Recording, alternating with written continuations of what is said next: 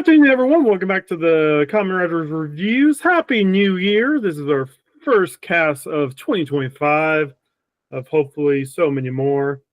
I'm joined by my usual three friends for the build season, Frez, Sean, and Concave Usurper, better known as Cat.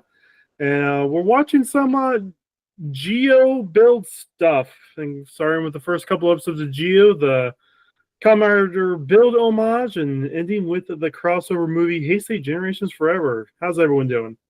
Good. All right. I see what you did there, Sean. It's been like that for a while. I know, but like still. Been a See what you did there. while. The answer is coming. The answer is coming. I Is will it- happily is it share it though? with you and Kachiri if you want. No, it's fine. I am curious. I want to know the answer. If there is one. Anyway, It's unironically me. But anyway, what the hell are we doing here? yeah. So I think it'd be cool when we're watching these before anniversary seasons to just cover their homages as well. Plus, one of them is the crossover movie, and since we saw the other Geo crossover movie, like, why not? That movie was okay. I remember liking Yeah. it. I have a But, bone yeah. to pick with you, sir. You said this continues the build story. I have been hoodwinked, bamboozled, Here's a led build astray, run amok, and flat out lied to. This makes a fucking shambles out of the build story. Any attempt to fucking pin this down chronologically hurts my head. I know. There's nothing here about the build story at all. I Listen, mean, there is stuff in the movie that's thematically apt for the build story, but Right. we'll get to that. And even though another build has stolen Sinto's memories, and somehow Katsuragi and Banjo are best friends, who They get are it also back later. fans of a rock band. They get it back later. No, But no, He's losing his memories all the time. no. Here. If we're gonna do this, the thing that fucks me about these episodes is that so we start, with obviously the Zeo stuff, and then like 10 minutes in, we're doing a time travel, and oops, our main guy has been flung out of the time vortex, and he lands in Build World, right? Yeah. And so you're like, oh, great, and then you think about it, and you're like, wait a minute, the Skywall's here, and Build Crosses are here together, like. We fucking reset the universe. How the hell did they time were travel back back one to year. this? They were 1 year back in time. What are you talking about? Yeah. None of this makes sense. Okay, let's just cross this bridge right now. Zeo sucks. Geo's bad. Anniversary seasons are a meme. You mean Zeo? So I don't know what this Geo- series is called anymore. At one point during the movie, I started calling it Deno, and it's like, no, it's Zeo. He's Deno Zeo. is the one with the train for the Yeah. movie. Zeo, or So the Japanese word for time is Jiku. And so he's his the name's king of time. No, I can't remember his fucking name anymore. And his name is Tokiwa, as in Tokiwa Tomoe. Deno is the one I actually kind of want to watch now because it actually looks dang. cool. No, Dang, Deno's considered the basically the Final Fantasy 6, the Final Fantasy 7 of you. No You wonder say I wanna watch one it. bad thing about it, you have the entire fan base at your door with pitchforks. Like, Honestly, it does actually look good. So It's charming. It's extremely charming. Yeah. Geo is like, I can see there's potential. I mean, I kind of like the idea of, time travel and, we've got to prevent the bad future. You're going to become an evil overlord. So, and, Problem and is it's that obviously, sucks. no, well, I'm saying I see the potential. I'm just saying what I think is neat about it conceptually. there's a lot of great ideas in Geo, just like there was a lot of great ideas in Kamen Rider Decade. Yeah. Unfortunately, of all their homages between the two seasons, there's like maybe 5 good ones out of the 30 to 40. I can obviously see there's a character arc going on where it's like it's the Gatesu. Gates. Gatesu. Gates It's- and Tsukiyomi, it's like a Terminator thing, like, oh, go back in time and stop this guy. But it's obviously they're going to become friends, and obviously he's going to learn to not be a shit, or they're going to They might something. become more than friends. Kamen Rider's gay. Speaking of, there is one moment that works really well in the Build homage, and that's when the Build another rider runs up to Banjo and hugs him and Sento goes, "Why do I feel jealous?" You cross, That was you Build, best match. The drama between them. That was really good. God. I love that. There are some good moments there, but I like there's a reference in episode 1 where Sogo mentions he's not good at physics at all, and so after he gets the Build armor, those formulas that show up throughout Build, he doesn't know any of them, so it's all wrong. Beautiful. So there's other like, oh god. So, but to go back a little bit, I can see, watching these 2 episodes, I can imagine, build, if you will, a version of the show in my head where it's like, oh, every week we try to figure out what's going on and stop these things, and maybe teach this guy not to be such a shit in the future, or maybe there's some calamity in the future that made him turn evil, and in the course of the show and mucking around with time, we stop that, and these time travelers become friends with him. I can see. You're hitting on the let's be point. fair. It's Kamen Rider. He's definitely Yeah. going to turn evil at some point because it's Kamen Rider. No, you hit around all the points. I remember back when we were going to watch the Geo01 movie, I offered, should we watch the final episode of Geo, as just so you guys can kind of know the mentality of what's going on. I'll go ahead and spoil it for you guys. Geo and Gates become super best friends. Tsukunomi is the one that she only gets like 30 seconds of her female rider form for getting killed. Right. What the fuck? Yeah. And before the final fight, one of the time jackers becomes he's the final boss. He's another Kamen Rider Decade. So he summons all the final bosses from the previous 20 seasons of movies. And Wait, he commands the monster form Evolt. Not Yeah. proper Evolt. Yeah. So there's a scene where Gates goes in, gets bitch slapped and murdered as well. Sogo decides to let the Oma driver overtake him, and transforms Oma Geo, and Waz is around, and Waz is kind of like worried at this point because now the Demon King is actually here, the bad future's here, and all of a sudden, Oma Geo goes, "Celebrate." What?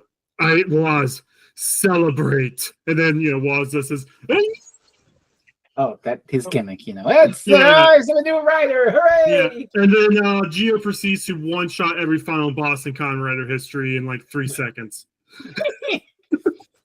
Wow. I hate this so fucking much.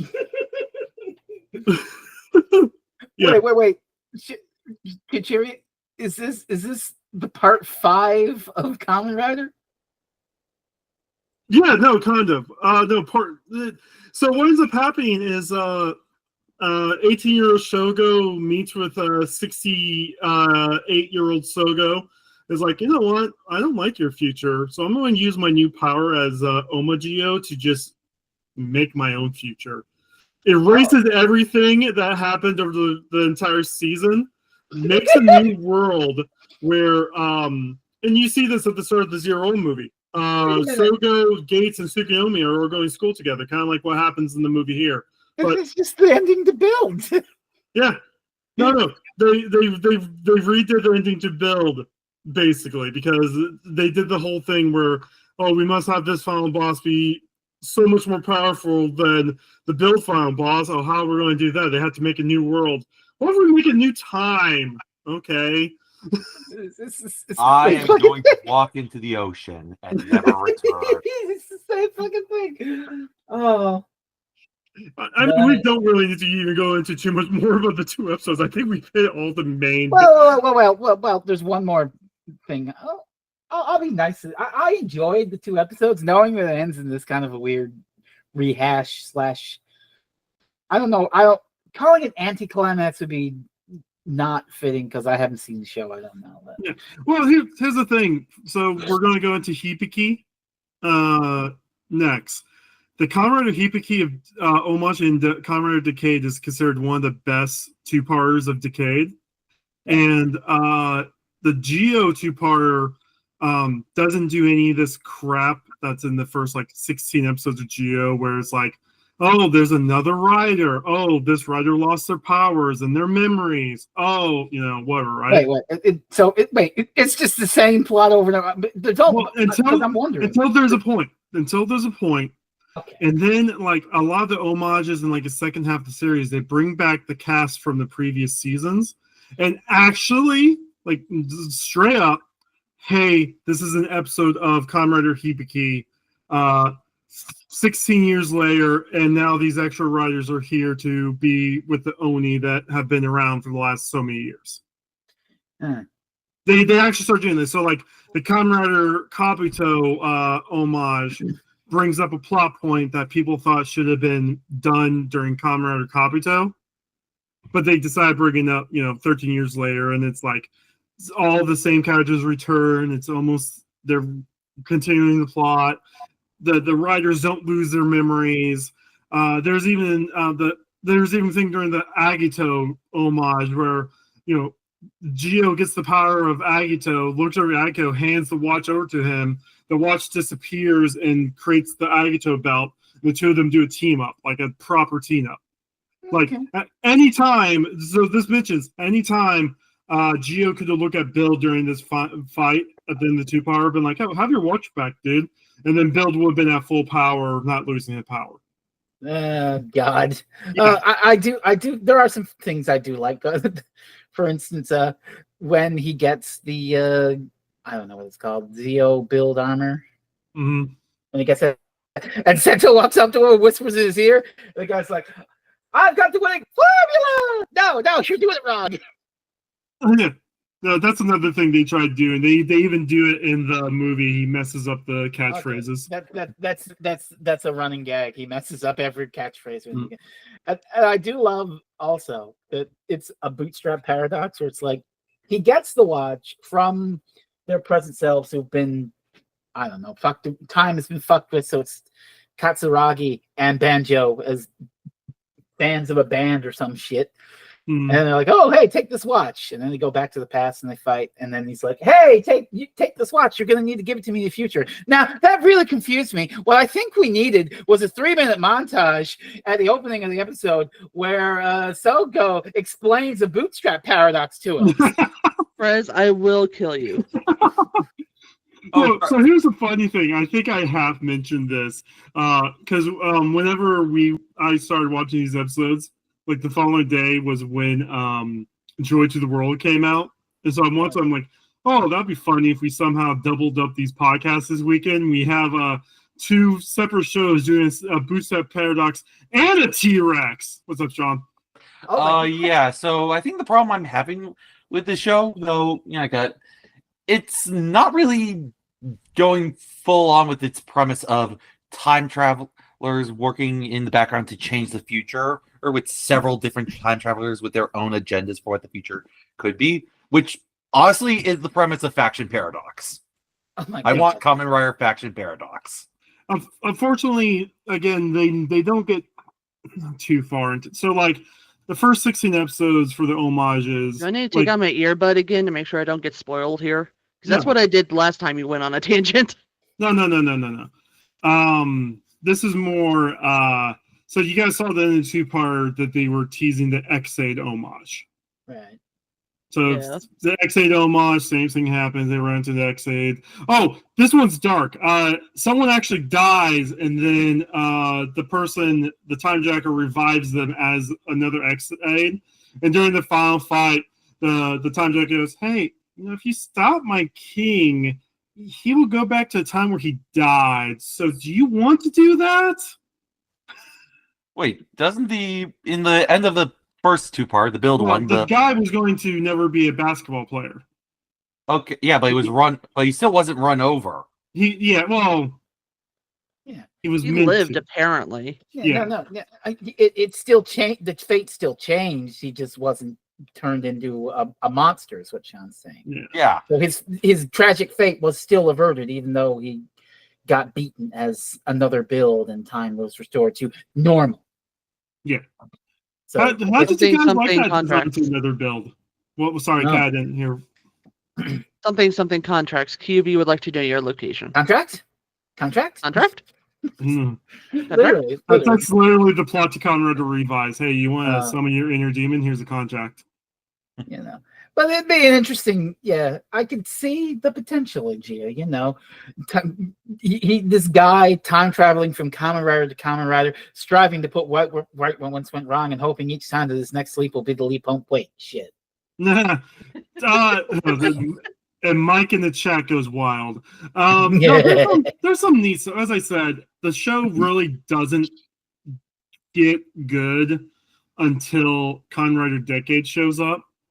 And then it's a good ride for like another 20 to 30 episodes afterwards, and then it's all right. So it does get better, but it doesn't ever really hit good heights.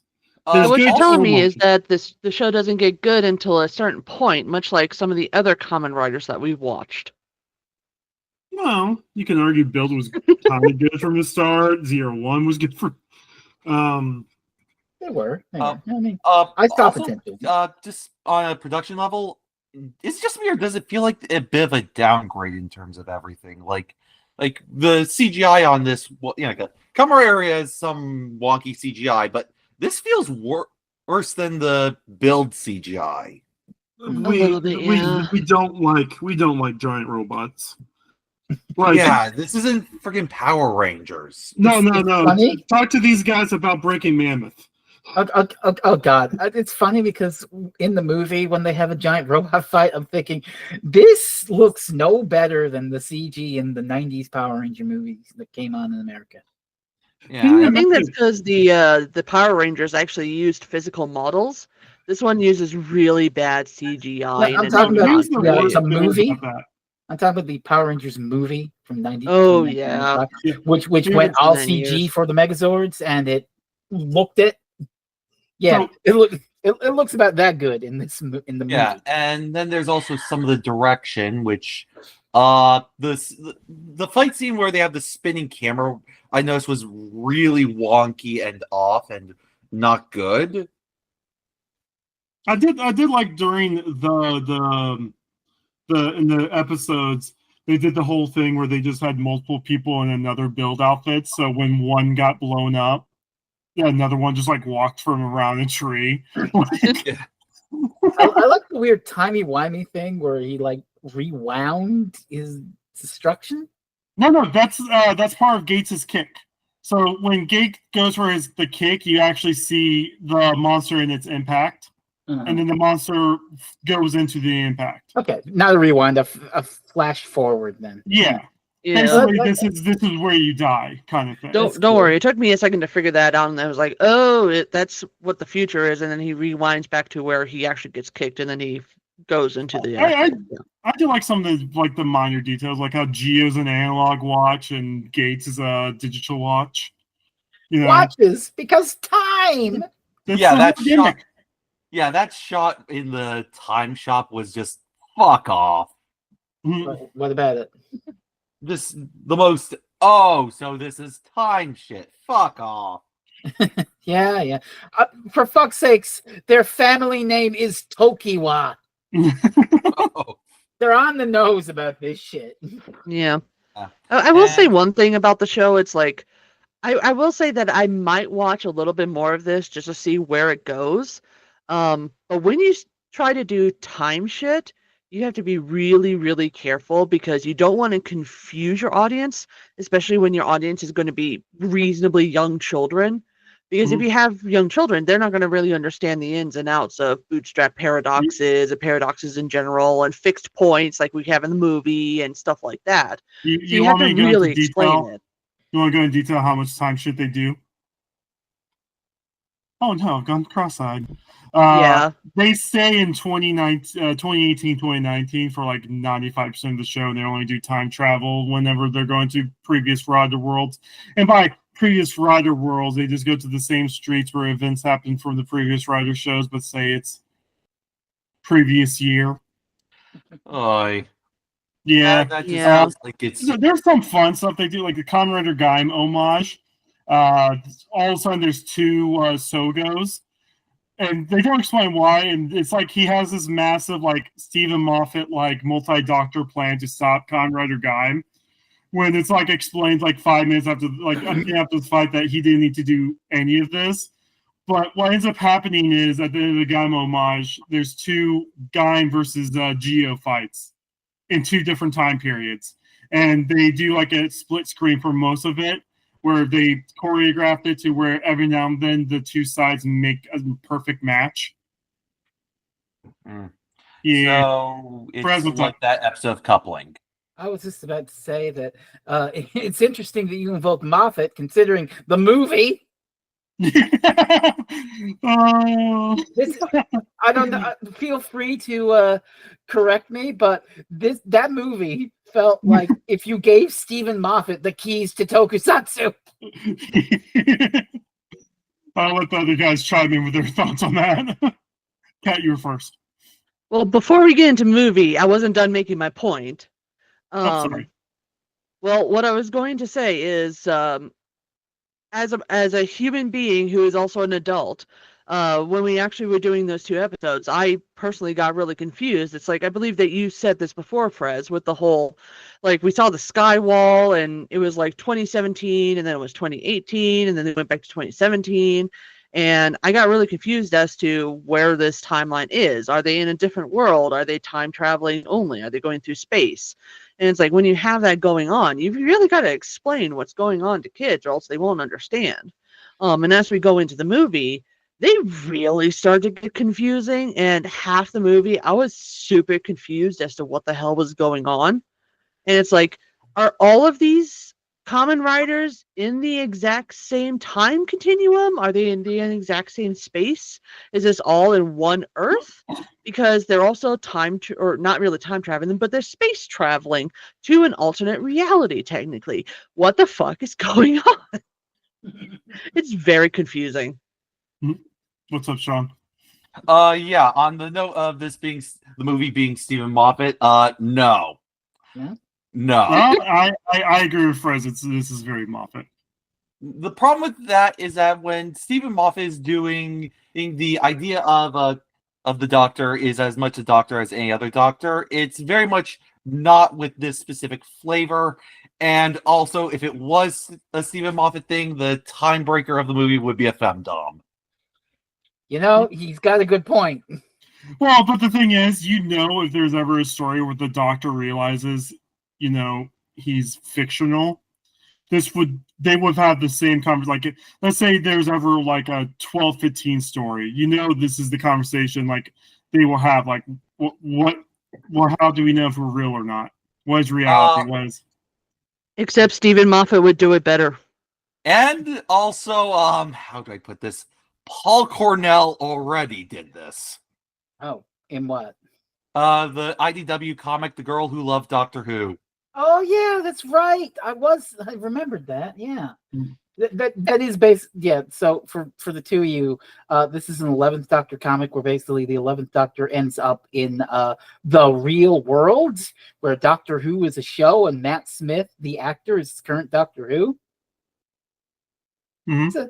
It's a nice little, and it's about, and he meets this girl and she's like, oh my god, it's Matt Smith. No, I'm Doctor Who, and it's this nice little inspiring story. There's a charming bit where Doctor Who is introduced to, okay, so you're a fictional character, by being shown an old episode of Doctor Who.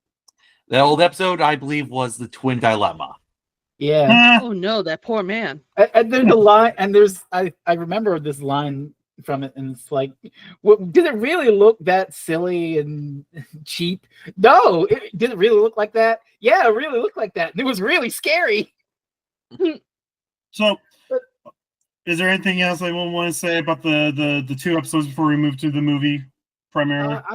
I just want to say I had an okay time with them. I do share Kat's sentiments that with the time travel in the episodes, it's confusing, specifically Yeah. specifically because of build. I can buy that all the other Heisei Kamen Rider shows take place in, one timeline. I can buy that. But we literally saw the end of build where they like collapsed Earths together and merged a new one. I cannot see how you can time travel back to that when you literally changed history already. Can I give you an actual explanation for that? Okay. The Did episode Build was merge into the Heisei world? the episode was written before anything was like finalized on the build side. Okay, that's perfect. That makes more sense. Yeah, So it makes I perfect sense figure. because it doesn't add up.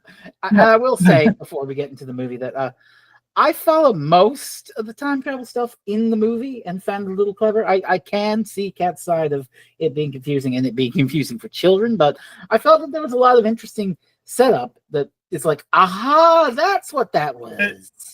It's such a. I love this movie. So That's really charming. it's funny. So basically, should we just go ahead and just say what the movie's the main thing in the movie? What if Kamen Rider was a television program in Japan? And somehow the real writers from the show are somehow in our world, but they have the memories of themselves from the show. Sometimes. Sometimes. Yeah. And it's all because I don't think I fully explained what Imagine was last time. What show are they from? Deno. Those are So- Dino. That's a Deno thing. Okay. So Futaro's the little sand red demon that's inside of the younger but taller brother, Ataru. He's an Imagine from Dino. So during the Dino scene, where you saw the red one. No spoilers about Deno too bad because I actually want to watch that one. Yeah, it's no spoilers, but I know, I'm just saying.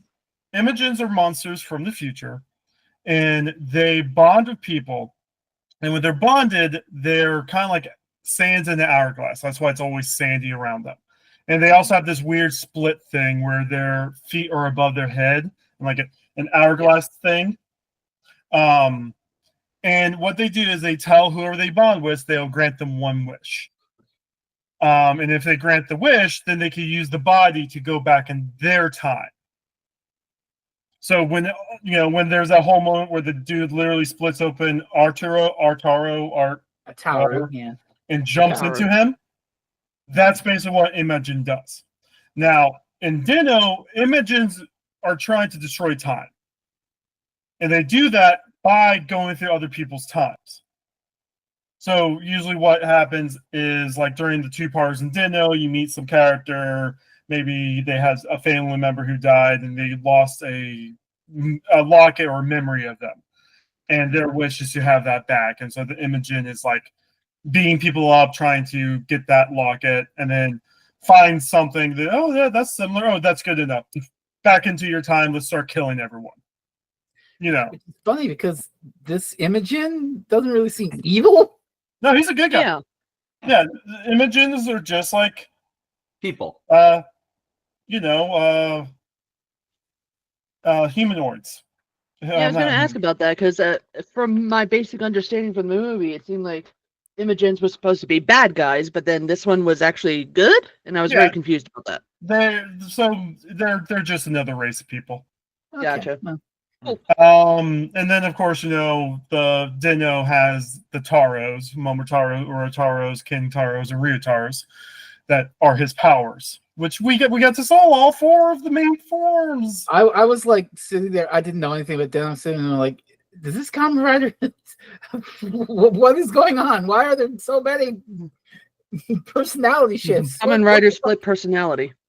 Yeah, and that's basically so. The part of the reason why that actor became such a big name actor is he basically acted like 8 different characters at any given time in an episode, because it depends on who was possessing him. He had to pretend he was that Imogen. Can I admit something live on the air? The actual guy, the Kamen Rider Deno guy. Mm-hmm. He's kind of hot.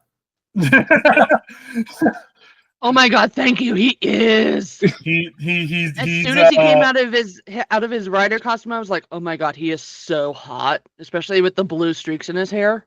Yeah. Oh, that's Blue hair. Urotaro. Oh my, No, that's it. whenever they're possessing him, he also gets a streak of their color in their hair. So like when we didn't see Momotaro's, the red one, but he has crazy spiky hair like evil Banjo with red in it. So you remember evil Banjo from like whenever Evil one? whenever he's possessed near the end of Build. Oh, you Yeah. mean evil Banjo? Yeah. So you know how his hair spiked? Imagine that, but black and red for that actor. And then Every time I say Kentaro. evil banjo, I just think of the devil playing a banjo for some reason. I mean, this is Exactly. a story about contracts, so it would check out. Yeah. Yeah. So no, but the thing is, the four of them plus Ryotaro, the body, are Dino, and so part of the reason why they are not affected by any of this time stuff, like I've explained and you've seen, when another rider is around, they steal that rider's power. So Like we saw with Bill. one of the, and it's just a random line that they say, but we are all Dino. We are all Dino, basically. So that's how they get around. He can have his powers. There be another Dino. Right. I mean, to be fair, if they're pretending to be like if another Deno is one form of Deno, it makes sense that he could be a different form of Deno, essentially. Mm-hmm. Oh yeah, and there's negative Dino. There's even a cop Dino that's the bad guy of a movie. Oh no. Kamen Rider says ACAB. No, seriously. Basically, an image. They artificially create an AI Imogen that takes following the law extremely. Like, Literally. imagine if RoboCop killed someone for jaywalking. Levels of. So Judge Dredd. Yeah, exactly. And that's a villain one. Oh yeah, there's like a dozen Dino movies. Like, Cool. I'll look forward to actually watching those Wait, later. is Deno the one you were talking about where the actor got like super popular and they made? yeah, That's the guy. yeah. Fuck, no wonder. Dude became Was this series popular with girls by any chance, as well as the series boys? was just popular. Like, Excellent. like You know there what? is a- That makes parts of this movie a little bit more credible to me now. there is a lucky reason somehow that Kamen Rider made it through 7 years before Dino, because a lot of the stuff that happened in the first 7 years, Fresno, we're about to talk about one of those issues here once we're done with Build. But Oh yeah. yeah, Dino, whenever it happened, blew up. Like, the reason why there's so many Dino movies is because when Dino was at its peak, It was the good. movies were outselling the box office actual American blockbusters. And Mhm. you Good. said that on an earlier show, I believe. Yeah, You told no, us. that's I'm And then- reiterating it. They were going to have that actor play Dino until he was 90. Oh, yeah, wow. 90. 90. Well, And I'll then say he got big with a trilogy of movies based off of a manga written by a problematic creator. No. Someone else wrote those mangas. Don't worry about it. We don't We're just gonna mention ignore the that. original writer. We'll just either ignore that. way, Kat and I are just like, Well, there's actually 5 of those movies, by the way. Kat and I are just like, damn. We're just over here fangirling about how delicious he looks. Yes, he is absolutely So- delicious. So You gotta have funny blue hair. So he wanted to be in his Urotaro's version just because of the suit. So each of the Imogens each have like a different style. So the red one is like a more like, He picked a good one. yeah. Love a man in a It's suit. actually canon in the show that the guy lost his virginity because of Urotaro's. Heated drama. I can between see men. why. No, not between. Well, probably between anyone, but it's like there's an episode where the body's tired, and like the train people on the train are trying to figure out why he's so tired. And it's like, oh, because Urto keeps me up all night saying we're training our endurance. We gotta go for the 5th woman. He says next time. For kids. No, but This is I a show really for like kids. I really like the plot of the movie and the way it delves with, I know, John, you said that it's not entirely Moffat, but it shares a similarity with that idea. The idea that just because something's fictional doesn't mean that it can't inspire you in the real world and help you with your problems. And just because someone's fictional doesn't mean that they can't make a change. I really like this plot. I do. Yeah, I vibe with it. Two things. One, from what I'm hearing, Deno is a hentai as opposed to Build. All right, I'm definitely watching Deno now. And two, to rebuke your point, the problem is that the framing. Like when Stephen Moffat's doing it, it's not with the actual fictional Doctor Who meeting a real person. It's very much Doctor Who be an idea of Doctor Who being actually able to change the world rather than the fiction of Doctor Who. It's everyone going, we believe in Kamen Rider the franchise. He's not Kamen Rider the individual. The idea of Kamen Rider. So let's quickly go through the quick synopsis. Basically, the start of the movie, we get introduced to the three main villains of the movie. We run into Shogo and Gates, running into another Dino after the evil Denliner crashes. And then we see Build and Banjo save a little kid from a tornado who turns out to be another double. Which this kind of makes no sense to me. This is another thing I need you to explain to me. The entire point of the Anothers is that a time jacker goes back in time to that Kamen Rider, and they steal their power, and then they slap it into some other random bozo and are like, you're my king now. Where the fuck did another double come from? They don't ever explain. Because There's not even a double homage in Geo, which is really disappointing. It sucks so much that this is our double homage. I will say I'm really glad that on all the Anothers they did put a nice little label as to what year and which Kamen Rider they come from, because otherwise I would have been so confused. Cue the ending where I was indeed confused. Yeah, because all these Kamen Riders kept coming out, and I'm like, I don't know you, I don't know you, I know you, I don't know you. This doesn't mean anything to me. I don't know any of these people. Yeah. That's not an epic moment. Just all the people. I guess, but I mean, the problem is I don't know any of these people. I haven't seen most of the Heisei era. This meant nothing to me. I will say it meant a little more to me than the Heisei film we watched for Build prior, because that was just, hey, here's everybody and their goddamn plot lines all at once. Whereas this one was a little more streamlined. The main plot lines are Geo characters and Build characters, and only until the end do we unleash all the fan service of every Kamen Rider at once. Like, yeah, that was pretty good. Yeah, and it helps that it.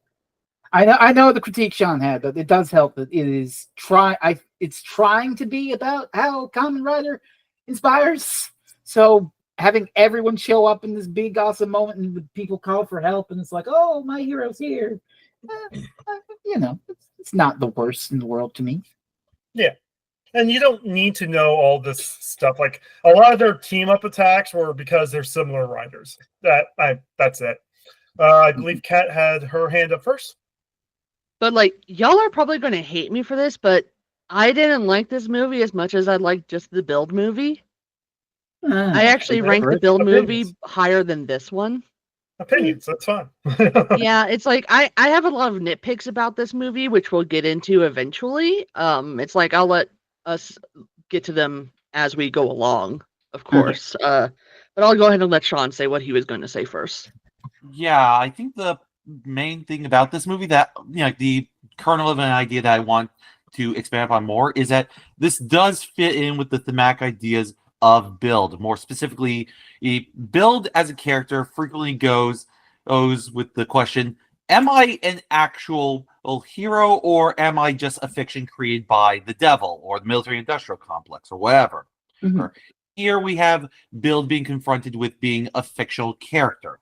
or an actual fictional character.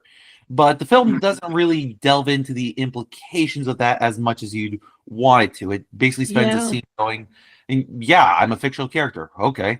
If we are to compare it to a Stephen Moffat thing, it's not the Doctor Who stuff. It's the Abominable Bride from Sherlock, where Sherlock is imagining a world where he is from the 1800s, who is himself imagining a world where he's from the 2000s. Yeah, I agree with that. That's part that really took me out of it was, oh, we're fictional. Anyways, a kid's in trouble. Let's go ahead and focus on that and then never think about the whole fictional thing ever again, except for this one moment where we'll be like, who cares if we're fictional? Let's just move on from that. I kind of bought it. I kind of bought it just because of the way he says it. It's like, oh, well, I was made up before with the whole Kiryu Sento was just a made up thing. So he's kind of rolling with it. It amused me, but I do see the other side of it as well. I mean, it's like he may be fine with it, but what about everybody else? So the only two that really knows at this point, when we're talking about like the rain scene, is Sogo, and you can tell he's hesitating. And if it wasn't, I believe if Sogo was there by himself, he probably would have been more thoughtful on it. But because Sento was there and was like, "Oh no, I was fictional before. That's fine." We still have to be Kamen Riders. And also, the rain, it's kind of mirroring that bit in Build with the Sento where he was found, Mm-hmm. That's interesting to me. I do love how they do try to bring in this whole mystery that it's a fictional show, because at the end of these fights, which by the way, Grease and Rogue are back, and it's Banjo's happy because hey, friends, they're back, and then like all of a sudden both fights end with an audience clapping at them. Like it was a stage show, because in Japan they'll do this where they'll go to like some kind of park and we'll set up a stage and we'll do a thing for the kids, and then we'll do a little choreographed Kamen Rider fight. Yeah. So you get these little hints that maybe things are more not right than when you think that they're not right by. I mean, this is metafictional, Yeah. I knew as soon as Shingo and Ataru met, I knew exactly what they were. They were really that behind the mystery. Yeah. And then a couple of minutes later, when they went to the house and they were like, "Oh, this is my house," and Shingo was like, "Okay, cool." It was like, "You two are fucking idiots. Why won't you just admit it?" And then it takes like another 20 or so minutes for Build and Zio to be like, "Oh, of course, they're brothers." It's funny because dumbasses. The funny thing is the way Sean invoked earlier with Sherlock is it literally is like a fucking Sherlock scene. Where he has all these flashbacks flying by him. So, oh my god, Ataru and Shingo are brothers. So that's actually a callback to Kamen Rider Drive. So one of the things about Kamen Rider Drive is the main hero's an idiot. Sometimes he's always going at half throttle. And when something happens that triggers something that makes him more motivated to save the day or whatever, he pieces together what's going on in that little spinning camera with all the pictures, and then he tightens his tie, and then that's when he's in full drive. Right. But yeah, it took a picture for to figure it out. But the thing is, that guy can't be around to do that for Geo because he's off making Hollywood movies and Amazon Yakuza and other things. Wait, what? Yeah. So Kamen Rider Drive ends up being a part of like Detective Pikachu, Amazon Yakuza. He met Stan Lee. He was trying to get part of the MCU, so he learned English and met Stan Lee, and yeah.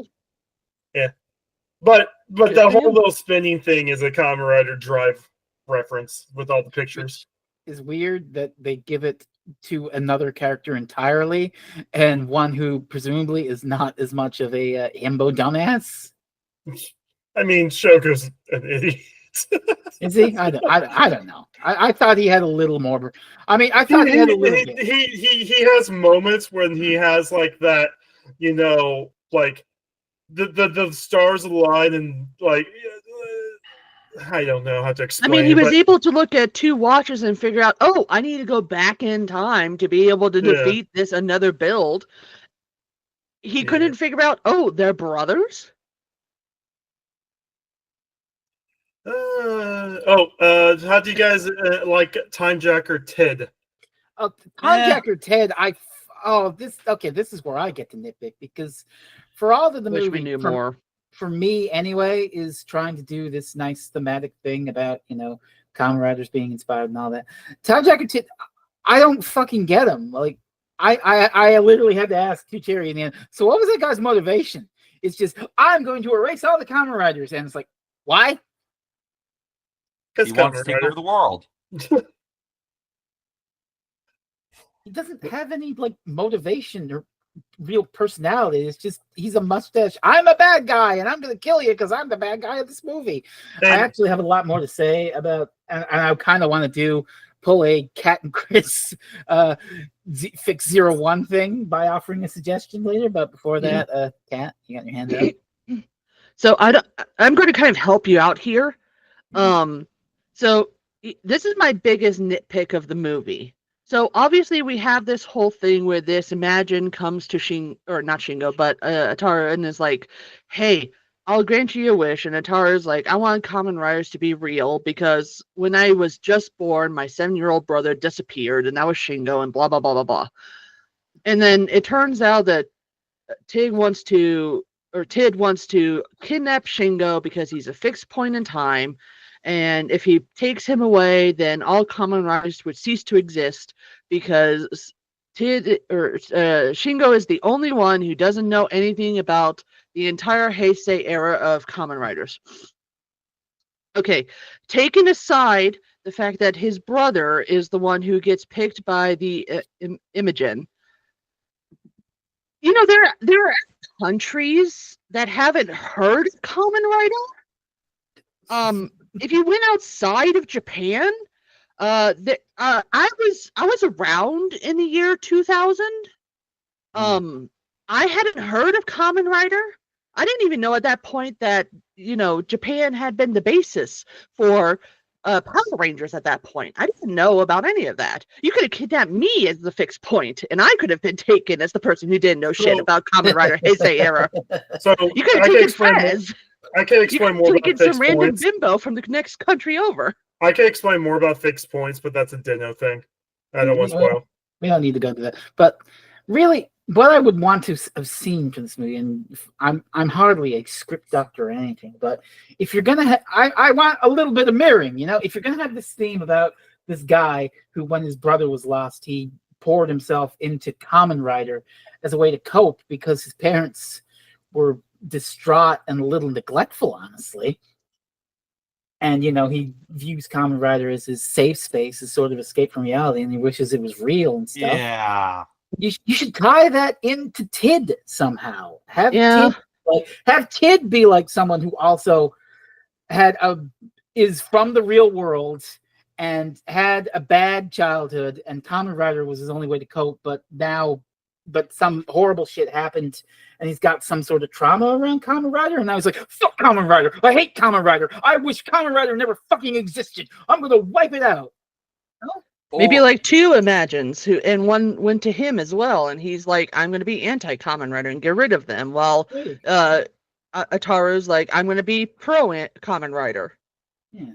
Or we could have Tai be future Ataru. Yeah.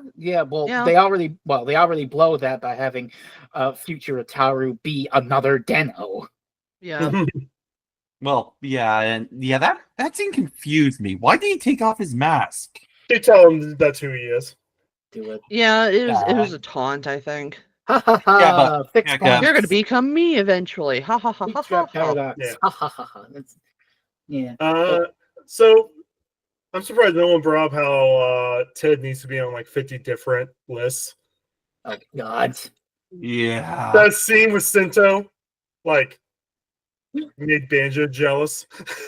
Okay, I fucking love the I love the plot point of where Sento confronts Tid, and Tid uses his mind control powers on him, and you think, oh, okay, shoes on the other foot now, and be the one. Banjo is brainwashed.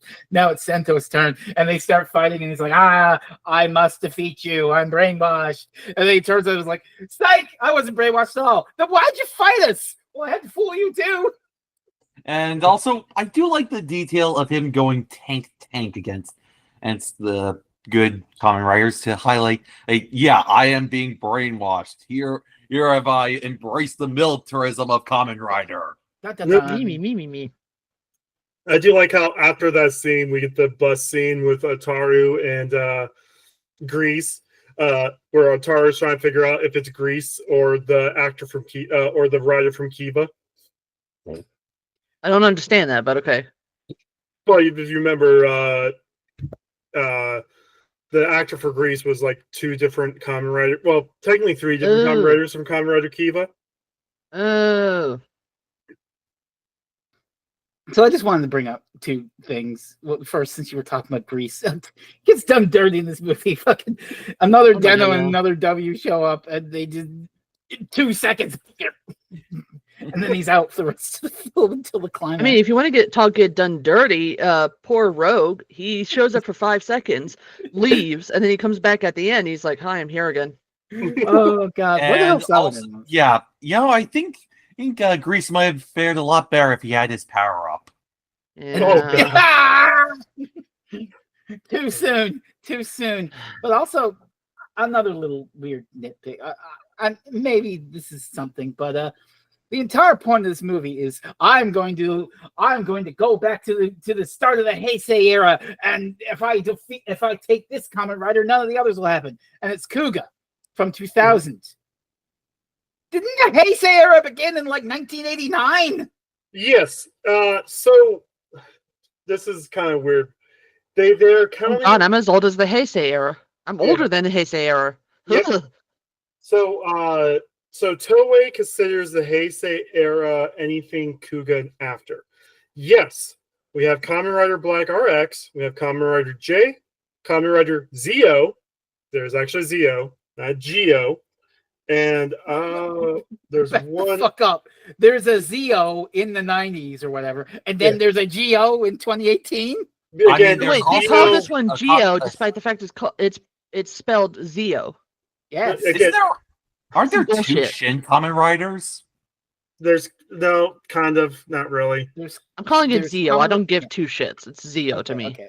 I can clear up Sean's thing. There was Kamen Rider Shin in the 90s, which is the thing Cherry had me watch for Halloween. And I can actually bring up in a bit of a context later on. And then, there's obviously Hideaki Anno's Shin Kamen Rider, which fucking rules, and we need to talk about it one day. Yes.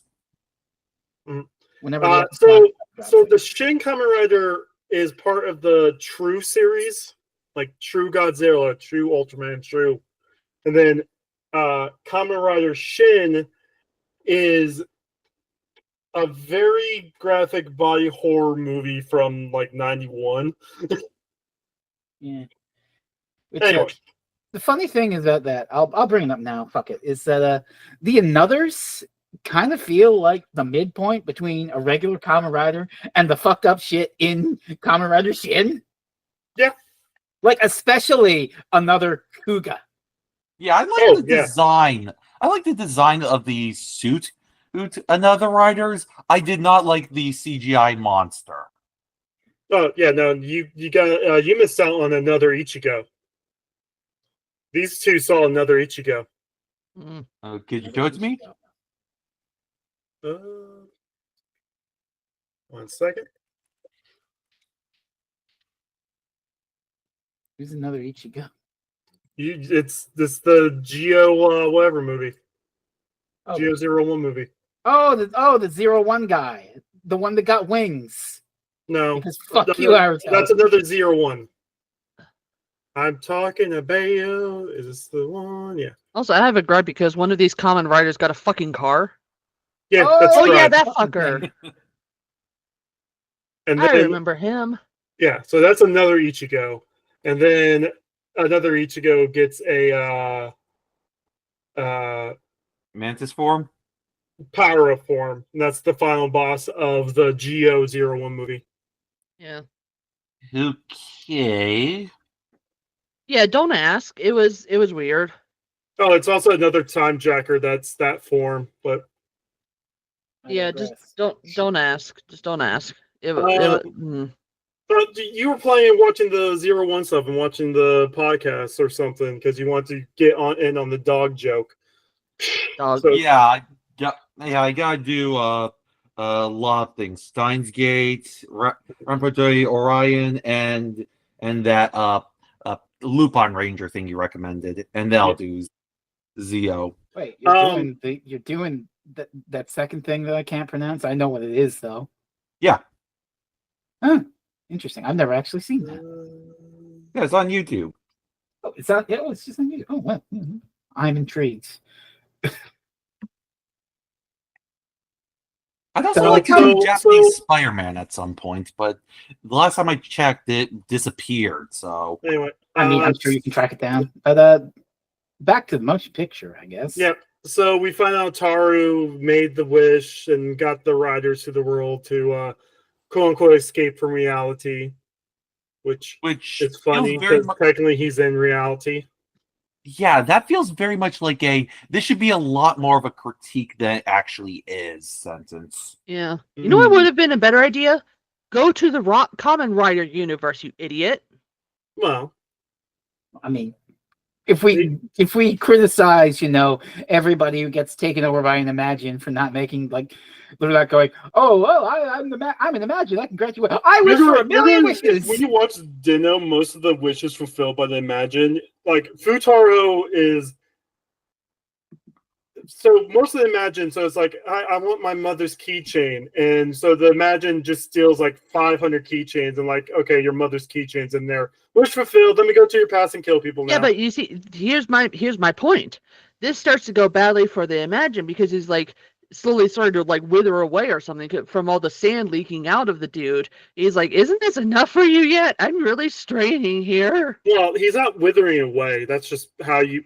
So like when it's one of those things. Like sometimes in Dino, you might meet someone and they walk away, and the character will look down like, oh fuck, there's sand. He's possessed by an Imagine. We gotta keep close to him. So in case they do something bad, we can stop it from happening.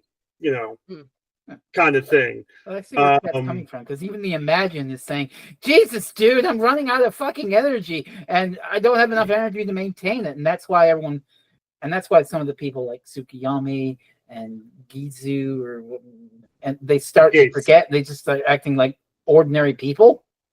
Yeah. Because this guy's being run ragged by trying to fulfill this wish. He's It finding would have been in the Imogen's best interest to just take the dude to the Kamen Rider universe. Really. But the thing is, in Dino, Imagines don't have like infinite power like that. That's what I was trying to get at. He was able to bring the Kamen Riders to the real world. Why couldn't he bring this by to the Kamen Rider universe? brainwashing people in that world to thinking that they were the riders? He did. Bullshit. He did actually bring Sogo and Sento to their world. He just found the people that would have been them and put the memories in them. What? See, I call bullshit on this. That's I call why bullshit on this because if you remember, they had the watch and they traveled from the Kamen Rider universe to this place. So then, at that time period, there was two people who looked like Sogo, two people who looked like Sento. Okay. This feels. I give up. No, that feels more like a headcanon. At the start of the movie, Sogo is a normal person. Yeah, who, but when he runs into the gates in Tsukiyomi, instantly remembers that he's Sogo all of a sudden. Yeah, but I thought that was more time bullshit. Like, because the Kamen Riders were removed from history, then this is what the timeline would have looked like if the Kamen Riders never existed. That's what happens with Rogue at the start of the movie. After his head, he remembered he was a regular person in this world, and so a random stranger called him Beardy was an insult. You know what? I'm going to say that this is a headcanon and this is not actually true because this is full of bullshit and I don't believe it. Yeah, sorry, but I do not believe that. if that was what the movie was going for, they should have explained it a lot clearer. Yeah, because it's like I mean, I'm sorry, but I cannot. So then the people that came, so like Tsukuyomi and Gates, when they became regular people after a while, like that doesn't tell you, like, why would they do that if they were from a different world? Well, then how are there all these people that look exactly like the actors, but they're not the actual actors? Why wouldn't they? If he was brainwashing these people, why wouldn't he brainwash the actual actors themselves and just bring the actual actors to the same place? Mm. That would be an Because there's interesting the actors. thing. He could just say, "Oh, I've brainwashed the actors, and they've come to you." Instead of having, "Oh, there's this random cafe where there's this guy who happens to look exactly like the uncle from the show who runs the watch shop, and he just happens to be in the exact same location." That's also a reference. A lot of bigger, like, so a lot of like the places, Double, he has a detective agency. It's actually a pool, like a billiards place in real life. So a lot of these like things that's one thing in the show, but something else in real life. That's what that whole thing's a reference to. So Okay. yeah. Anyway, what's up, I, Chris? I just wanted to say, since you reminded me of the fact with the uncle in the cafe, I fucking love the dumb wordplay where he's saying, "Oh no, it's me," and he's saying "ore" because that's Japanese for me, "ore," and It's the rude ole, one, yeah. ole, French for milk. I'm explaining the joke, but it's it's Aruto Jainaito! Aruto Jainaito! At least that one's a funny joke, but I'm pish. Are we just fictional? I got it. So we talked about, are we just fictional? Sento's a fictional hero, so it's his job to be a hero. Tara regretting his wish. Futaro wish fulfilled, goes in the past. So you think he's doing evil stuff? I want to say at one point in time, because all the Dino Imogens are something Taros. The fact that this Imogen is Futaro's, we were supposed to get a new Dino movie exclusive form for this one. This guy should have been called Ataros. Oh, yeah, Futaro's. Anyway, he wishes away the riders, and they wake up back in their timeline, and then, like we said, he still has the double watch, which he got. I hate the whole thing. We had the double. Oh yeah, Shotaro. Well, that just proves that they actually went there and that they're not brainwashed. That means that they actually went there. Oh, also there was for some reason a guy who just has the fucking watch. Like I thought they were gonna do a punch, sort of Bootstrap Paradox with that, where later in the movie they'll have they hold on to this watch. No, they explained. They said that the body of Kamen Rider Double was like, "Here, hold on to this," and walked off screen. Yes. I guess it's for kids, but holy shit! At least explain something. The actor was here, just off screen, and he had to be the watch. Here you go, sir. Yeah. Not appearing in this film. Shotaro said, "Here, have this watch." That's literally the explanation on why the ramen shop owner has the watch. I mean, yeah, no, I'm not watching this fucking show. The movie is also better in a lot of ways at setting up these little time travel instances. I feel like when they go back in the past, and what's his fucking name? The guy kidnaps Shinjo and brings him to the future, and that sets up how he got to the future from the past, because he's 7 years old in the year 2000, and that's how he got here, and all that shit. No, the whole thing where like they do a quick little 2-minute recap halfway through the movie to show these are all the events that led to the beginning of the movie. I thought that was really cool. He takes the train, and the train goes from the hospital in the year 2000 right to the opening of the movie, and bam, it hits the robot. Also, since we're on this moment, Tid needs to be put on a watch list because he keeps like stroking Shinjo's hair. Yeah, it's really weird. I said before, Tid needs to be on like 50 watch lists. Anyway, so yeah, he's not allowed to fly. I do like how it takes both of the riders to activate the double ride watch because it's doubles two people in one. And also, then it really annoyed me because it implied that Build was going to go with him, and then he proceeded to not be seen for several minutes until he finally shows up. And it's like, Yeah. where the fuck were you this entire time? So the whole World Library thing is a double reference. It's basically just, I mean, this is just the Geo version of Izu going up to Zaya and looking up shit. No, this is literally what Philip does in Double. Whenever they're trying to solve a mystery, Philip has the knowledge of everything in the world in his brain. He just needs to know what to look up. So whenever Waz goes into the thing, he's like, keyword, Imogen. And then all the bookshelves start flying around until there's a giant book for Imogen. Matrix. And Kamen Rider Double from 2009, 2010, whenever, like, so one of the gags in an early episode of Double is someone brings up a cheeseburger to Philip, which gets him all excited. So he researches everything in the world about cheeseburger, and it takes him 3 days and over 20,000 searches.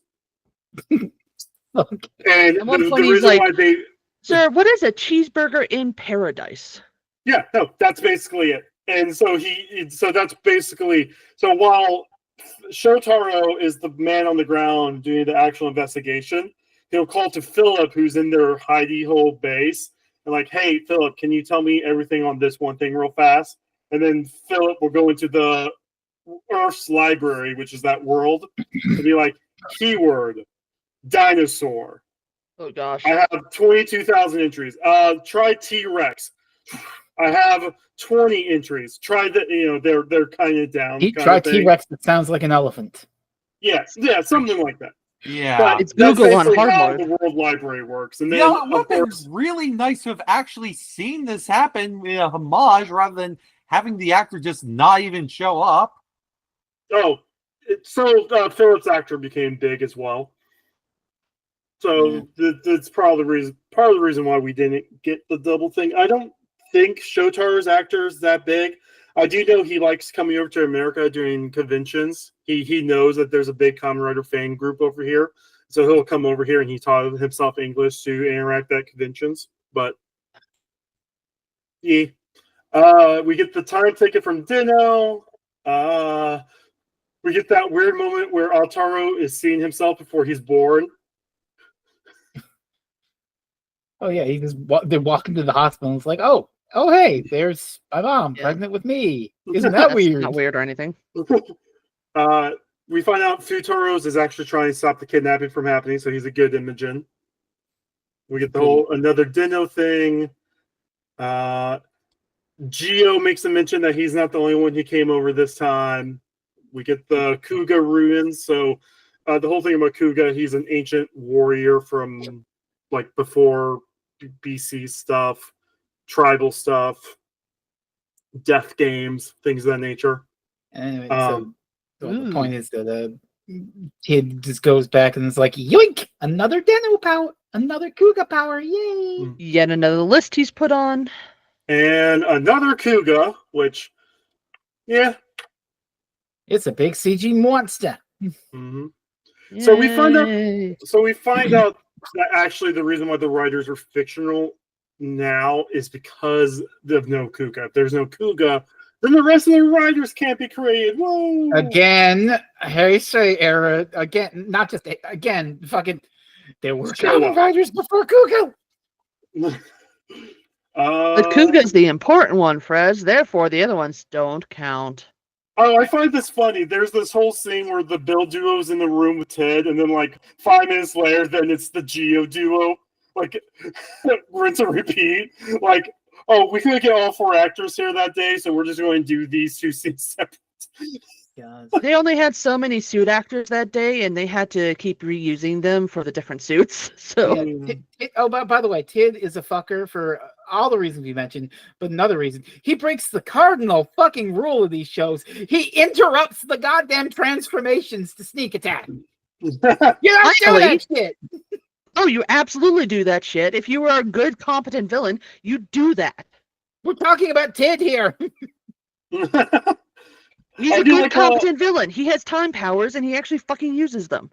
Yeah. I do like how they tease the Dino's going to show up with the Denliners saving the time machines before they get stranded. Oh yeah. And they just Um. and then just as they are about to become fictional again or whatever, they all get beamed into wherever Deno is. No, before that, I love the line where Sinto is like, hey, this idiot still exists because he doesn't understand the logic of timelines without writers. I love that so much. You're too fucking stupid to know you're fictional. Hey, are you talking about me? No, Banjo, honey. No. Right. No, honey, I go don't play know with your what's going Tinka on, toys but now. I hate you. So I should probably mention that this was also the 10th anniversary of Dino, the year this came out. Right. And so they actually got the head writer of Dino to write this whole scene Nice. in this other world. Well, that explains why it lingers on them for like 5 minutes. Yeah, well, We get to see Yeah, I'm more of saying- him. the fact of the matter is, it was clear every audience blew up when this happened. And like, imagine if they didn't reveal Robert Downey Jr. was coming back to Marvel, and then you just randomly watch whatever Avengers movie in like 4 years, and boom, he's there for like a 20-minute scene. Like everyone was just freaked the fuck out, right? So you do know that he's coming back to be Doctor Doom, right? I know. Well, I'm Well, saying, that's what I'm what saying is, let's say Oh, they did not no, the reveal actual that. comparison. The actual comparison you're looking for is Spider-Man: No Way Home with the return of Andrew Garfield. So, yeah, Yes, that too. that would be the correct one. But our buddy from 01, the actor who played Aruto, says that if he ever comes back to Kamen Rider, it's a scene like this he wants to come back for. Give it to him. Yep. Give it to him. Well, he wants But to hit also, that if you want to level. bring back Deno, we wouldn't be opposed to that. Right. Same. No, it's one of those things where if the actor Sakura Tato, if he ever said that he wants to do another Dino movie, like Toei will drop 4 times the regular budget on it in a heartbeat. Like I it am would- dehydrated as fuck. Okay, Look, saying that. Yeah. I mean, even I am like, it's a little warm in here, is it not? Yeah. I mean, if they paid, I'm pretty sure most of that budget would go to paying him. No. Yeah. That's the joke behind why the CGI in this movie is so bad, is because that guy demanded like 98% of the budget. Like He deserves it. when I say that he hit a point where he was so big, they did not plan to make more than one Kenshin movie.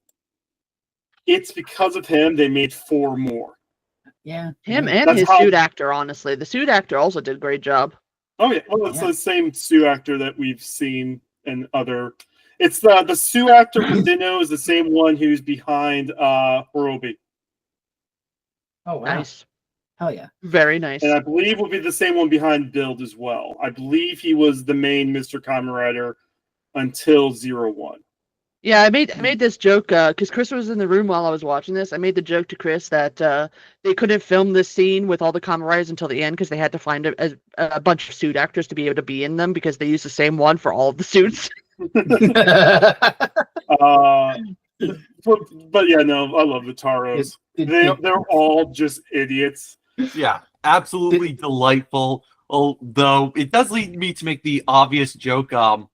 So they have blue hair and pronouns. Yeah. Hey. Well, and then, as I said before, they're all so like Maybe I should dye my hair blue.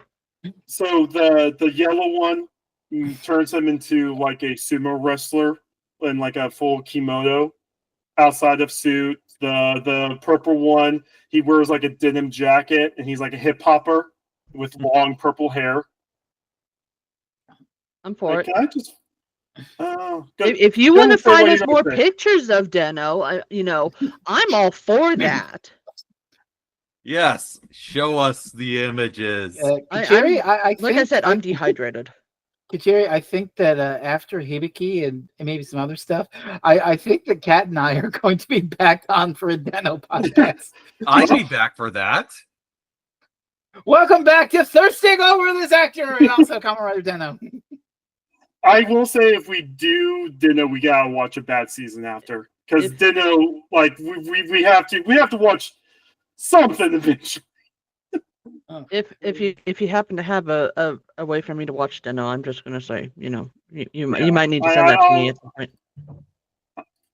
All right, I think I found All probably the I can hear closest is to the best picture I can get. Careless whisper. This cat is thinking about Deno.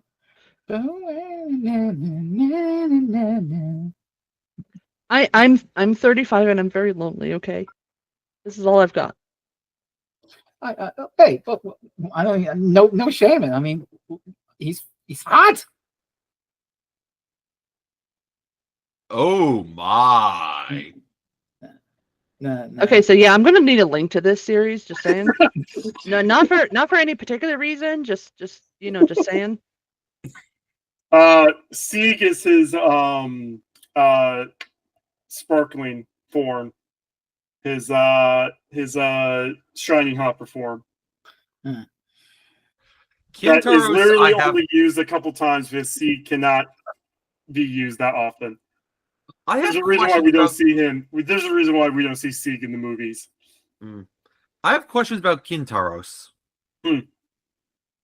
Momotaros is good fashion-wise, but Urataros, the fucking energy from this. Oh my fucking god! So Kintaros wants to meditate all the time. Momotaros wants to get into fights with everyone. Urataros just wants to fuck, and Ryotaro just wants to dance. So they both want to fuck. So whenever I said there's literally an episode that explains that Momotaros and Urotaros is making Ryotaro so tired because Momotaro just gets into fights with random people on the street in Ryotaro's body, and Urotaro's just finds random people to fuck all night. Our bisexual hero, everyone. Hell yeah. And yet he wasn't flirting with the Kamen writers. I'm very disappointed with this. So in summary. Oh wait. I know exactly why Sento wasn't there. In summary. Yeah. So I mean, to be fair, everybody in that entire series is very thirsty for Usagi. So. True. Well, they get that from Kiwi Honey, which in turn gets that from Kamen Rider. I do like the double armor. So Shogo's messing up the catchphrase is so double is like, now count up your sins, right? And so Gio's like, please count up your sins. I really love the USB thumb drive shoulder pads. No, that's what the gimmick is. The Gaia memories are USB thumb drives. Oh, so the transformation thing is just sticking a thumb drive.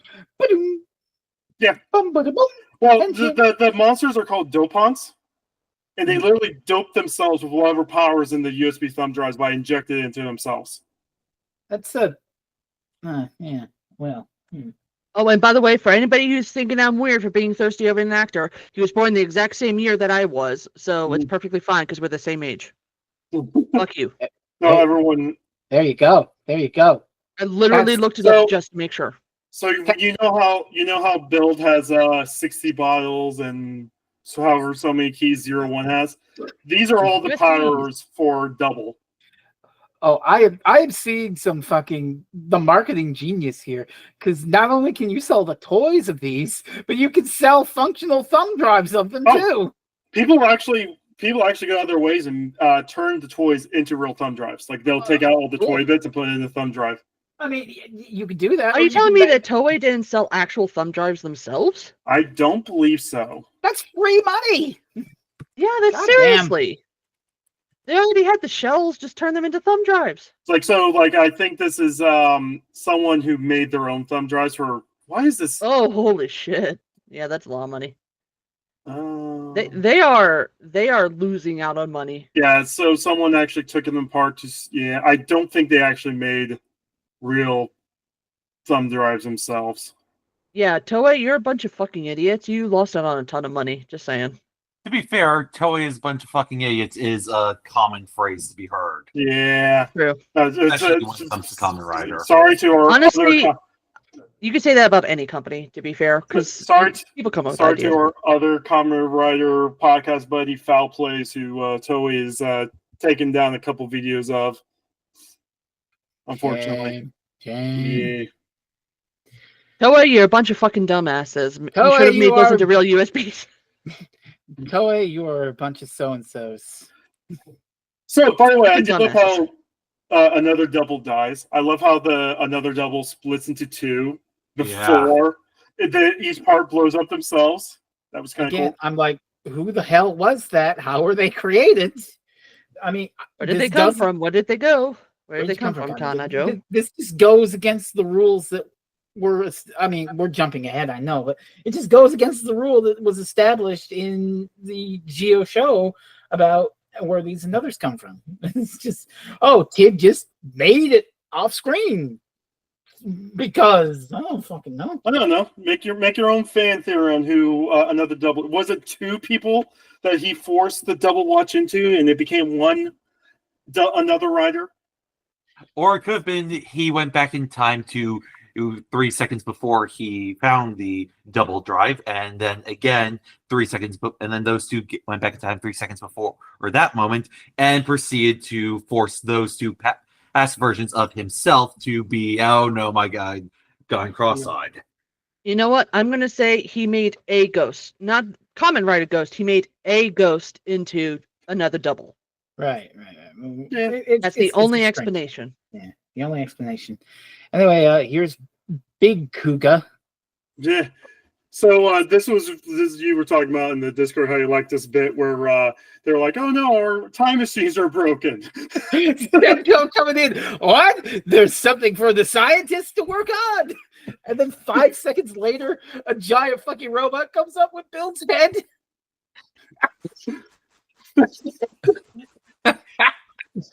Amazing. And then Banjo gets miffed about it. I made it a Oh. thing. That's a good thing. That's a good thing. Oh, That's the only man. thing I saw. It's like Chris was like, you know, that looks a lot like. I'm like, yeah. Christ almighty. This is around the part where it's like where it goes from just Geo Bill to everybody's here. I do like this though because all the monsters are around and everyone is like remembering Kamen Rider from their childhood. Like you have this adult guy with like two kids, and all of a sudden he's like a 5-year-old version of him screaming Kuga. Mhm. You know, This part was genuinely cool. Yeah, People that remembering the Kamen Riders and like thinking about that. The only part that I'm kind of annoyed by is the fact that nobody here is like, save me, Power Rangers or Super Sentai. And it's like, so this many people are focused only on Kamen Riders? Yeah. we don't talk about the Kamen Rider Sentai crossovers. We don't. yeah, or for that matter, save me, Gamera! Oh God. I do love Teenage Mutant it's Ninja my- Turtles. if we're going to talk about Yes, headcanon, Jaguar! we're going to talk about headcanon. So when we talk about Dino, there's a bunch of different Dinos. But the Dino that's basically used ever since they gave up on New Dino is just Momotoro's that just uses the belt to be his red Dino form. Like none of the others use the belt. It's just Momotoro's just turns to red Dino and help whichever Kamen Rider is the current rider, right? So Sorry. No, you said new Deno. I heard nude Deno, and I was just like, oh my God, this is a bad time to be drinking coffee.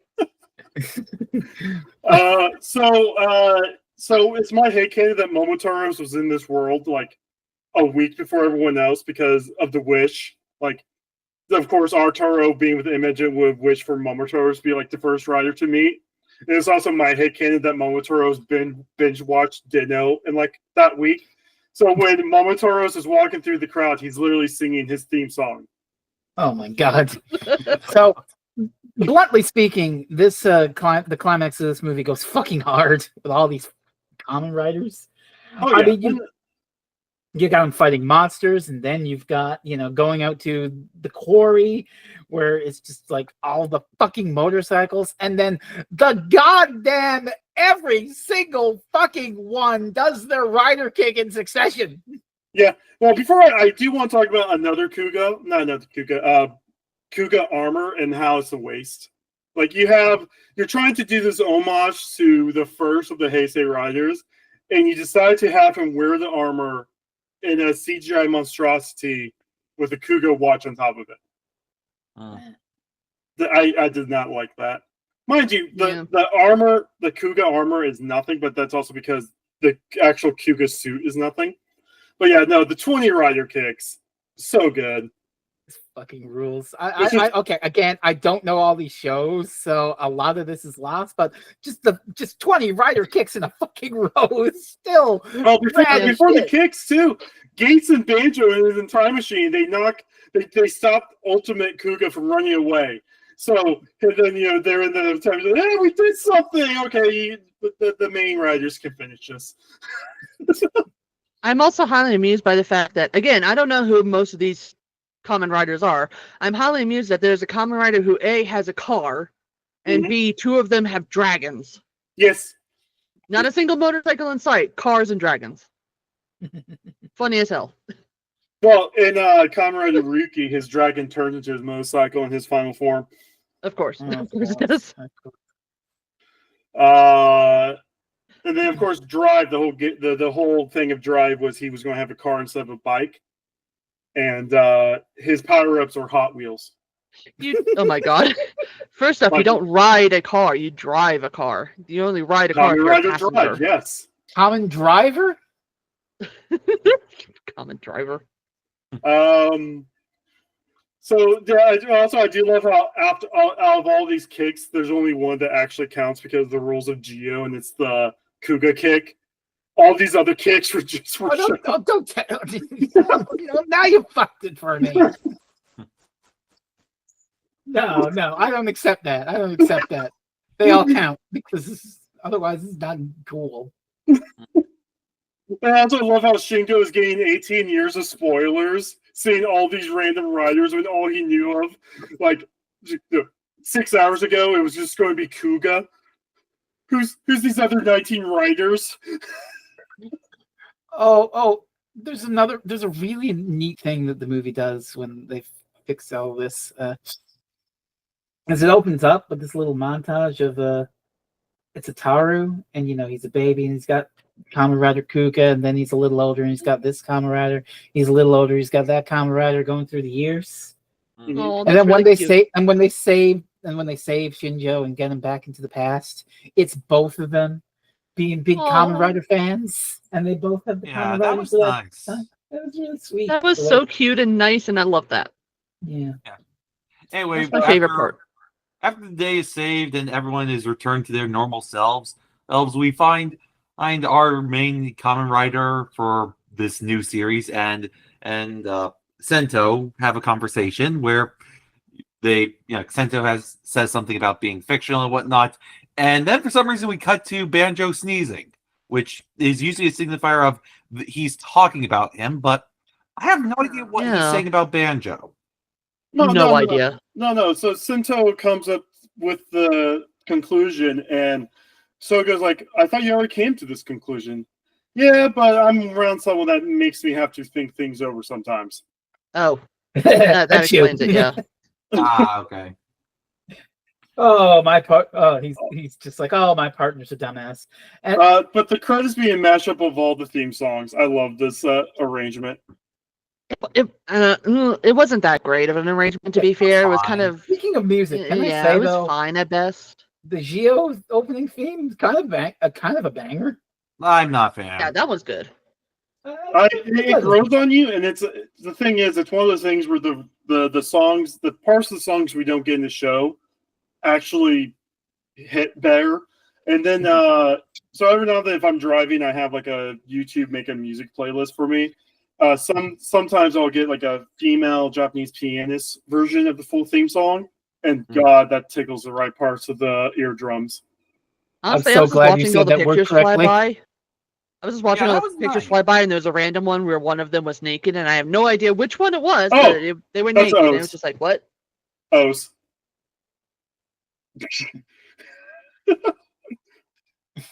Yeah. I was like, what? What's going on? What? What? What? Dog? Sean, what'd you say? Which one was Game? Because I feel like Fresno and I Gaim? have to watch Game. Or was it Gaim? Gaim. Gaim is the Orange Samurai. Yeah, Fresno and I have to watch that one. Yeah, no, the What? that's the Madoka Magica season. Oh, it's a Robochi. Okay. Yeah. Or a butcher. No. Yeah. No. Like, I'll tell you this right now. Whenever it was announced he was going to do that season of Rider, people were like, are you sure? He's like, well, I'm not going to kill a bunch of teenagers. He proceeds to kill a bunch of teenagers. That's practically his MO. That's all he does. Well, the thing is, so Gaim actually has like the second highest kill count. If he ever runs out of like things to do, it's like Spike Chunsoft is going to go over and be like, "Hey, you need a job?" Speaking of, what was the kill count for this movie? Yes. High. It was yes. I mean, you see when the final Kuga form appears, the laser just obliterates dozens of people in a single shot. Yeah. So it's fine. It's fine. It's fine. It's funny because also the first remark I made with Geo, the show, is it opens up and it's like the Dark Lord Geo and all these people are coming. They just murders them all. And it's like, oh, this is like the fastest escalation of a kill count. Oh yeah. You know what would be a better question? How many of these had the actual actors come back to say their voice lines and weren't just clips from the original shows? I could tell you. I could tell you that at least 4 actors come back because they were doing other stuff with those actors at the time. So Ryuki was original lines because they ended up doing a 3 episode and mini season of Ryuki around this time, where it actually has the first on-screen canonical gay sex. What? Huh? I'm looking at the page. It's Agito. Agito. Oh, so Agito. Oh yeah, no, because Agito does actually show up in the homage. Decay. Fies. They did a bunch of Fies around this time. Yeah. According to the wiki, Agito, Ryuki, Decayed, and Ghost. I don't know. Okay. I don't think Ghost came back. I do know Fies. Fies definitely. Those are original lines from Fies because Fies actually shows up in the Forze homage episodes, which are 5 and 6. Because it's actually revealed that the evil plot by the Time Jackers is it's actually a 5/Forze crossover homage, where you destroy one form of the monster and it's 5s hidden underneath Forze. Because like there were just a bunch of them that the wiki obviously lists as transformed only. So it's like I wonder how many of those were just voice clips from the shows and how many of them were original, the actors coming back. Yeah, there was a lot of their catchphrases, and then of course, saying "onk." That was probably just used one of the 50 other times he said "onk" after the series ended. No, but I'm pretty sure. I know Ryuki was doing the mini season. I know Fies shows up early on in Geo, and Fies was doing a lot. Like Fies actually shows up as a character in a Kamen Rider Drive movie a few years before. And then sometime around this is when they were making plans for the 20 years after movie for Fies. So there was a lot of Fies going on. So the guy definitely came back for Fies. If Agito did do lines, yeah, that makes sense. But see, the Agito episodes is until like 30 episodes into Geo. But it's actually the actor from Agito coming back. It's one of the better homages. Mm-hmm. Also, Geo does a lot of homages with fake Kamen Riders. There's a whole arc where he goes against quote-unquote future Kamen Riders, like Kamen Rider Sasuke or Ninja. I don't remember the name, but it's like a Ninja Kamen Rider from 2024, which, of course, that didn't happen because we got Geats instead, or got charged instead, something like that. And then Kamen Rider Quiz from 2037. Where his whole power is he asks you a question. If you get it wrong, you get damage dealt to you. And then Kamen Rider Machine, which is like basically what they ended up trying to do with Huma Gears, with like a robot that is was meant to be evil but was good, and he's fine for the good of people. So, yeah, I mean, Geo has a lot of great ideas, as none of it's executed properly. Yeah. Other than that, I do love this movie. I thought it was great. It was charming. I had a good time with the Kamen Rider we watched today. Mm-hmm. Cat's thoughts? Yeah, it's like I have my nitpicks with it, and it's like probably I would have a lot more of an emotional tie to it if I actually understood half of, the writers and everything. But I get the basic core of it. Writers are important to people, and it doesn't matter if they're fictional or not, as long as you keep them in your heart, then they'll always be important to people, and they'll always be real to somebody in the end. The emotional beats of the story with having shit, I forget his name now. Shogo. Shogo and his brother, and it's like all of that is really nice. Shingo. Shingo, thank you. So many S names. Sorry. Fucking hell. There are so many names in this that you have to keep track of. But Shingo and his brother, it's like, that's really cute. And it's like, again, I realize this is for kids and it's not really meant for adults like us. So figuring out the mysteries and everything, it's really easy to do. I just, it's one of those things where I wish the writing was a little bit tighter because, kids are kids, sure, but they're smarter than you think. You don't have to write down to kids, essentially. So that's like my only thoughts. Unfortunately, Geo never really gets good tight writing. Like, I mean, there's good episodes. Like, whenever the Cage shows up in Geo, there's a lot of like really quality episodes there. There's some decent moments. Of course, as I said, I really like how they handled Geo in the 01 movie. I thought he was really good in the 01 movie. What's up, Sean? I'll just go watch Deno, I guess. Yeah, I was about to say, with the pace, regards to pacing for the first two episodes, I felt like it was all over the place. Like, I think the problem is that you have to pick which perspective you're going to show things from. And it tries to do both. It tries to do both from the perspective of the time travelers and from the perspective of our main Geo guy.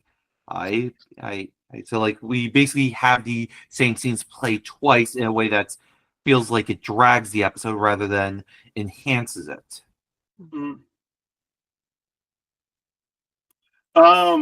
So another thing about Geo, it just crossed my mind and then just left my mind.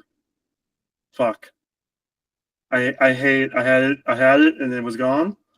They don't really do that much with again. So after they establish the status quo, they try to emulate episodes like it would in previous seasons. So the game here knows in 01, whenever the finishers were used, the finisher was written on the screen. Mm-hmm. X8 does that. So one of the things they did was when Geo does his finisher on another X8, is they do the split screen with the attack in the middle of the screen. And Geo's like, wait, what the fuck is this? Jumps up in the air, uppercuts the split screen, where the title of the attack is. The words fly out in the air, turn into a different attack, and then he uses that attack to kill another X8. So he does a Deadpool, essentially, where he like almost grabs the his own power bar and starts banging it on them. Yeah, kind of. So, cool. Like, they do that. So, like, one of the issues with Kamen Rider Wizard is they had no idea what to do with the two-parters. So, like, most of the time, whenever they got to the fight at the end of part one, of course, it's Wizard versus the monster. And then, just for some reason, the monster runs away and Wizard does nothing. Everyone had a chuckle in the forums I was in whenever during the Wizard homage. There's just a moment where all the riders that could catch the monster just sits there and watch the monster run away, and they're like, he got away. And it's just like a clear, like, dig at that's how it was in Wizard, so that's how we're doing it here. the thing is, they just don't get that tight with the writing, though. Like, as I said, they come with this big plan to kill the final boss by making Tsukunomi a female Kamen Rider. And the first thing she does was de-transform, says she's on her brother's side, disappears until the very end, shows back up again, transform, and gets killed. Yeah. Yeah. Right. I remember that part. Once again, the only place you can find a female Kamen Rider is in Cutie Honey. No. Oh, God, no. No. Again, the only place you can find a female Kamen Rider is in a graveyard. Well, until Zero And One. Zero One. Valkyrie fixed that. And then, seriously, female Kamen Riders have been really good. Akemi Kamen Rider had the very first female secondary Kamen Rider. The showrunner fought for a female secondary. And people actually put Kamen Rider John from Revice and Kamen Rider Nago in like their top 10 Kamen Riders of all time. And they're both female Kamen Riders that have really insane, awesome stories. What's up, Prez? Female Kamen Riders. In this house, we call them Symphogears. Oh, God. Anyway. You know my conditions for that. Anyway, so, yeah, that's probably does it for these homage stuff and the crossover stuff. We got two more. They don't die nearly enough to be female Kamen Riders, unfortunately. We got two more build specials. We got the Cross Z special, and then we got the Grease special, and that'll be it for build. Wow, we're almost at the finish line. Wow. Holy shit. The next podcast will be the finish line. Oh, hey, Kat, Grease is going to get another power up. If he dies again, I swear I will come after you. Well, considering... I mean, technically he's already died again anyways, because it was never established at the end of this movie that they came back to life again. So, you know, they're definitely dead again. So what's funny is whenever I see cosplays of like Rider stuff, it's usually a bunch of stuff from 01. Sometimes you'll get, the doubles and the X-Eds. But I have seen the Grease power up from his own special be cosplayed more than like most of the main Riders. Wow. Yeah. Anyway. Probably because that's one of the few times he's actually alive. So, yeah, we'll do both of those next time, and then we'll be on to Hibiki. Hibiki. It sounds like we're going to do Dino after that. Well, maybe not that soon. It's like I have other things I need to do. Well, no, it's going to be, you know how it is. It's going to be like 6 months of Hibiki before we get to Dino. Well, maybe what we'll do is after Hibiki, Kat and I can do Zombie Land and I don't know, Pretty Guardian Sailor Moon. I think you want to do that. Yes. So anyway, and I might do freaking Sympho Gear with Prez, depending on whether or not they meet the conditions for that. Sean, run fast. Anyway, before we go on another tangent, you can find us all in the links down below. I need to update that. Just send me your guys' blue skies and stuff. I would like to plug 2 things that I have done in the recent weeks. I was going to get to that. You know how I do it. Okay. I was going to be like, oh, hey, what's going on Monday nights? And then you do your thing. And then, hey, I was going to talk about Monday nights. Well, that's how I've been doing it. Okay, we'll do it then. Fine. Kat, how are your Sundays going? Surprisingly well. I forget, what did we do last time? I think we did more It Takes Two. Which, holy shit. It's been going well. We did the elephant thing, yes. Oh no. Chris was very traumatized. There's probably a clip of it on my Twitch if you want to go watch it. I can only imagine. I had to go to bed before you got to the elephant. I made a clip. I'm happy with the clip. Oh God. You are very happy with the clip. I know you are. It was a it's just, like Kat said something about how are you ready? And she just drops a ball. Yeah. To be fair, it was very late at night. I had no idea what the button was supposed to do, and so I just clicked it, and it's like, oh, that drops the damn thing. Okay. Wrong button. Wrong button. Well, yeah, it was very much the wrong button. Sean, how goes your writing and stuff? What's been up with your writing? How did the whole GoFundMe go? Are we going to have a Kamen Rider D&D session sometime soon? Well, right now it seems to be going well. It's not so much a Kamen Rider one, but more just a fictional saying. Recent in between this podcast, the last podcast, and this one, I published my first comic. Very Ooh, nice. Nice. I've been spending the past week. Well, actually, no, I've been spending the time between New Year's and today. In fact, very much last night, I finished it. Fresno, guess what I have? What do you have, Sean? Guess.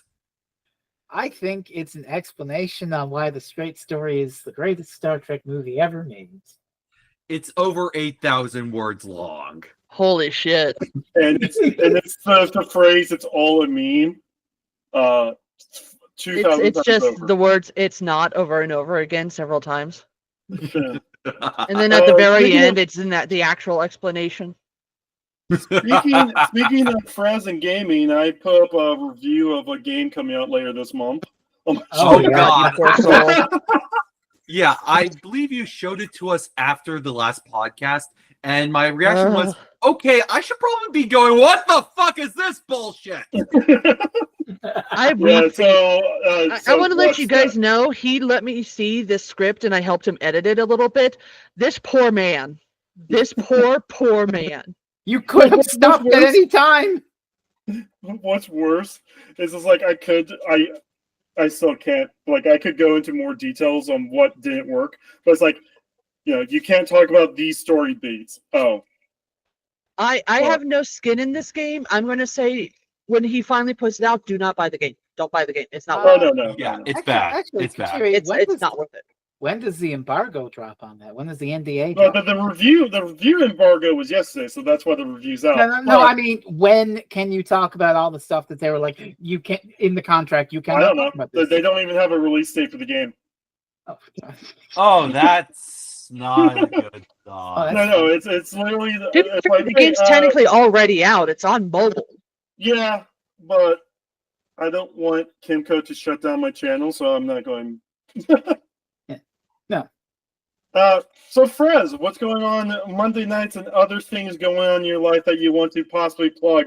I have no idea if you have any plugs or not. I'm just asking. Yes, I do. If you were paying attention to the chat, you know I've done a few things. I have done. Yay. I'm back at Monday Night Fresno for 2025. Monday Yay. nights, 7 p.m. EST. Yes, the last stream I did was for the first of the new year, Super Mario Bros. 3. Just a little easy start to ease us in. But I have some more interesting long-form games in mind for Monday Night Fresno.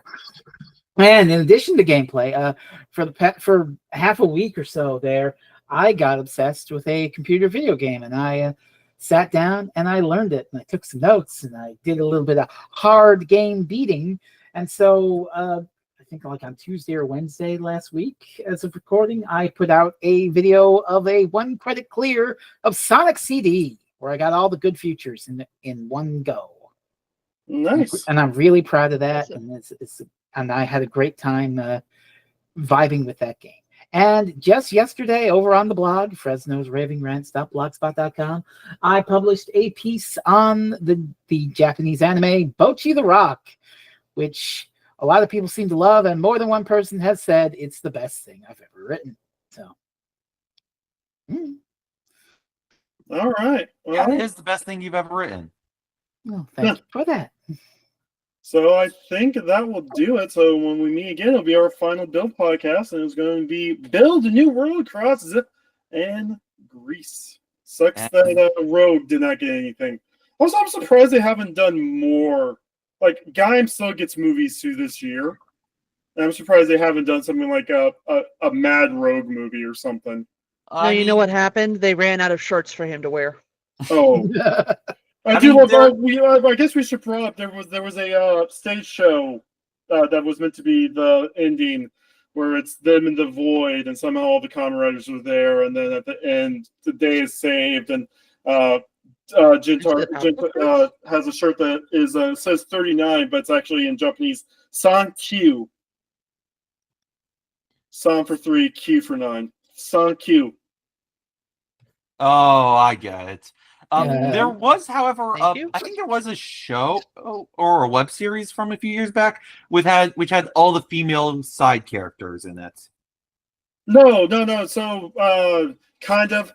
So that was for Revice.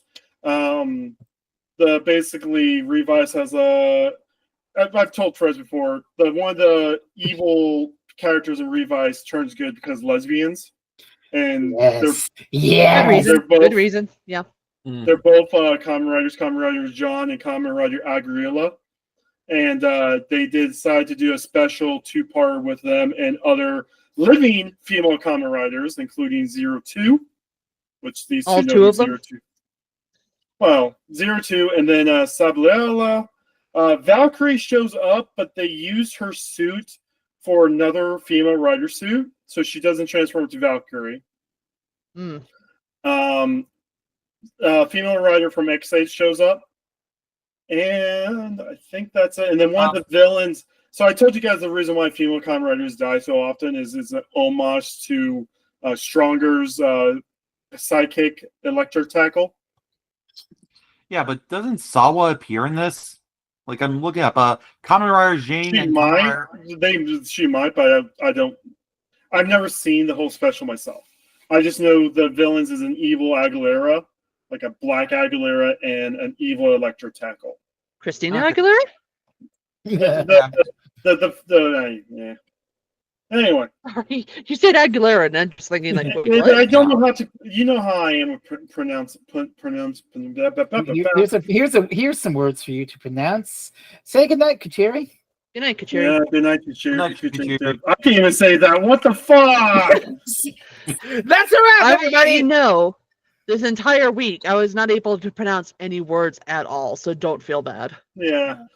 We'll see you guys next time. Bye Peace bye. and Today's the love. first day I was able to. Oh God, fucking it's hitting me now. Shit. Cocksucker.